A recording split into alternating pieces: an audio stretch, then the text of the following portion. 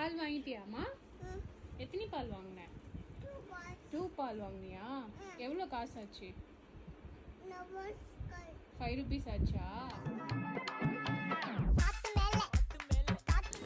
Hello friends, in-laws வீட்டில் பாப்பா செம்மையாக அட்டகாசம் பண்ணிகிட்டு இருந்தா.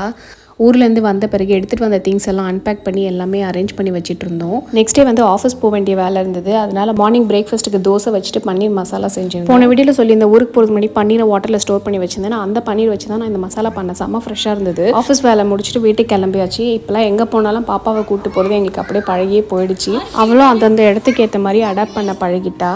அதுக்கப்புறம் மறுநாள் வந்து சாட்டர்டே, அன்னைக்கு தங்கச்சி வீட்டுக்கு போயிருந்தோம். கூட அப்பா அம்மாலாம் வந்திருந்தாங்க. பாப்பாவும் நல்லா விளையாடிட்டு இருந்தா. அந்த டே சூப்பராக போச்சு. கண்டினியூஸ் ட்ராவல் இருந்தாலும் சண்டே நீ பெயின் வந்துருச்சு. அதுக்கப்புறம் ஃபுல்லாக ரெஸ்ட் தான் எடுத்துகிட்டு இருந்தேன்.